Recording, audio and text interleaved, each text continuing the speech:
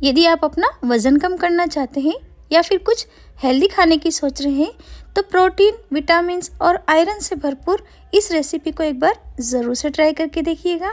बिना फ्राई की हुई इस रेसिपी को आप चाहें तो सुबह के नाश्ते में बना सकते हैं या शाम के खाने में। तो फिर चलिए बनाना शुरू करते हैं। इसके लिए सबसे पहले हम यहाँ पर 3 से 4 तरह के हेल्दी आटे को मिक्स कर लेंगे।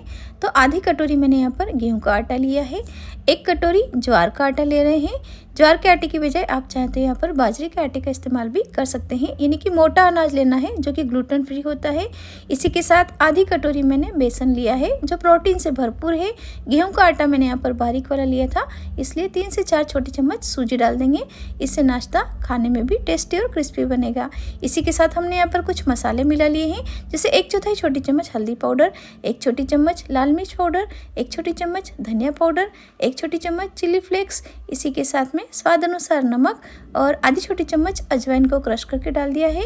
हींग डाल देंगे थोड़ी सी, और 2 छोटी चम्मच भर के हमने यहाँ पर तेल भी डाल दिए हैं।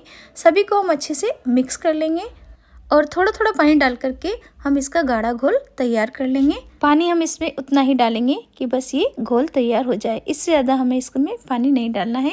तो देखिए यहाँ पर हमने घोल बनाकर तैयार कर लिया है। चलिए अब हम इसे ढक करके लगभग 10 मिनट के लिए रेस्ट पर रख देंगे ताकि ये आटा अच्छे से फूल जाएगा।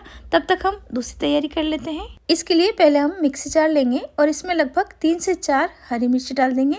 इसी के साथ में एक अदरक का टुकड़ा भी ले रहे हैं, इसके भी हम छोटे छोटे से पीस करके डाल देंगे। यदि आप लहसुन का टेस्ट पसंद करते हैं तो इसमें लहसुन भी डाल सकते हैं। 1 छोटी चम्मच भर के जीरा डाल दिया है और यहाँ पर देखिए सभी को मिला करके हमने इस तरीके से ये दरदरा पेस्ट बनाकर तैयार कर लिया है। चलिए अब हम इसे निकाल लेते हैं। इसके बाद हमने यहाँ पर 1 कप भर के पत्ता गोभी ली है। पत्ता गोभी को मैंने इस तरीके से रफली कट कर लिया है। तो इसे भी हम मिक्सी जार में डाल करके दरदरा पीस लेंगे। बस पल्स मोड पर आप 2 से 3 बार इस तरीके से इसे चला लीजिए तो यहाँ पर आपका ये दरदरा पेस्ट बनकर तैयार हो जाएगा। आप चाहें तो इसे ग्रेटर से ग्रेट भी कर सकते हैं, लेकिन हमें इसका पेस्ट नहीं बनाना है, इस बात का ध्यान रखना है। तो चलिए इसे भी हम निकाल लेते हैं। अब हमने यहाँ पर ली है गाजर। तो यहाँ पर मैंने 2 छोटी साइज़ की गाजर को रफली कट कर लिया है। इसी के साथ में आधी कटोरी मैंने यहाँ पर मटर भी लिए हैं। इन्हें भी हम पल्स मोड पर चलाते हुए दरदरा पीस लेंगे। देखिए कुछ इस तरीके से हमने इन्हें भी पीस लिया है। चलिए इन्हें भी हम निकाल लेते हैं। इसके बाद मैंने यहाँ पर आधी कटोरी स्वीट कॉर्न लिया है। आपके पास जो भी सब्जियाँ अवेलेबल हैं वो ले सकते हैं। अभी मार्केट में भुट्टे भी बहुत अच्छे आ रहे हैं, इसलिए मैंने इसे भी लिया है। यहाँ पर मैं सारी सीजनल और हेल्दी सब्जियों का ही इस्तेमाल कर रही हूँ। तो देखिए यहाँ पर हमने स्वीट कॉर्न को भी पीस लिया है। अब सारी सब्जियों को हम एक बाउल में निकाल लेंगे और इसी में हम एक छोटी साइज़ की शिमला मिर्च बारीक कट करके डाल देंगे और एक मीडियम साइज़ का टमाटर लिया है, इसे भी हम कट करके डाल रहे हैं।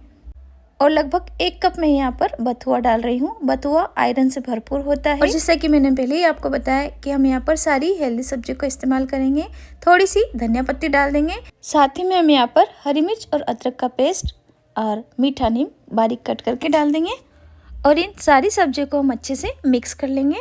यहाँ पर आप देख सकते हैं कि हमने ढेर सारी सब्जियों का इस्तेमाल किया है, क्योंकि आज की रेसिपी हम टोटली हेल्दी बनाने वाले हैं। साथ ही ये खाने में बहुत ज़्यादा टेस्टी भी लगेगी। तो जितनी आप सब्जी ले रहे हैं उसका आधा ही हमें आटा लेना है। यहाँ पर हमने लगभग 2.5 कप आटा लिया है और लगभग 5 कप हमने यहाँ पर सब्जियाँ ली है। तो देखिए यहाँ पर ये आटा भी अच्छे से फूल चुका है। तो अब इन सारी सब्जियों को हम इस आटे में मिक्स कर लेंगे।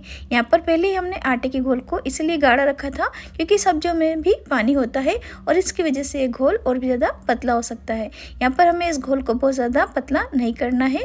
तो देखिए सारी सब्जियों को हमने आटे में अच्छे से मिक्स कर लिया है और मिक्स करने के बाद आप देख सकते हैं कि ये घोल हल्का सा पतला भी हो चुका है। तो यहाँ पर घोल को हमें पतला नहीं करना है। यदि आपको लगता है कि घोल पतला है तो आप इसमें थोड़ी सी सूजी या ज्वार का आटा मिला सकते हैं। अब लास्ट में हमने यहाँ पर 6 से 7 काली मिर्च का पाउडर और थोड़ा सा गरम मसाला भी डाल दिया है और अच्छे से मिक्स कर लिया है। तो चलिए ये हमारा घोल बन करके रेडी है नाश्ते के लिए। और आप देख लीजिए कि घोल हमने कितना गाढ़ा रखा है।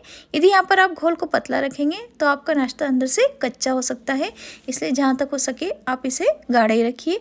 अब यहाँ पर गैस पर मैंने एक छोटा पैन चढ़ा है। पैन की बजाय आप चाहे तो इसे तवे पर भी बना सकते हैं। इस पर हल्का सा ऑयल फैला लेंगे।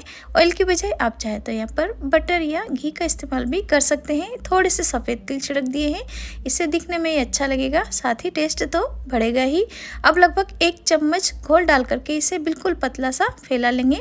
इस समय हम गैस की आंच बिल्कुल धीमी कर लेंगे और ढक करके इसे पकने देंगे जब तक कि ऊपर से इसका कलर चेंज नहीं हो जाता है। और जैसे ही कलर चेंज हो जाता है हम इसे पलट लेंगे। तो मैं इसे प्लेट में डाल करके पलट रही हूँ, क्योंकि हमने इसमें ढेर सारी सब्जियों का इस्तेमाल किया है, साथ ही में ज्वार का आटा लिया है, इसलिए नाश्ता काफ़ी सॉफ्ट भी है। आप देख सकते हैं कि कितना बढ़िया इसका कलर आया है। दूसरी तरफ से भी इस तरीके से थोड़ा सा ऑयल डाल करके इसे सेक लेंगे। बस इसे सेकने में आप गैस की फ्लेम मीडियम या मीडियम लो ही रखिए, ताकि दोनों तरफ से अच्छे से क्रिस्पी होकर के सीखेगा।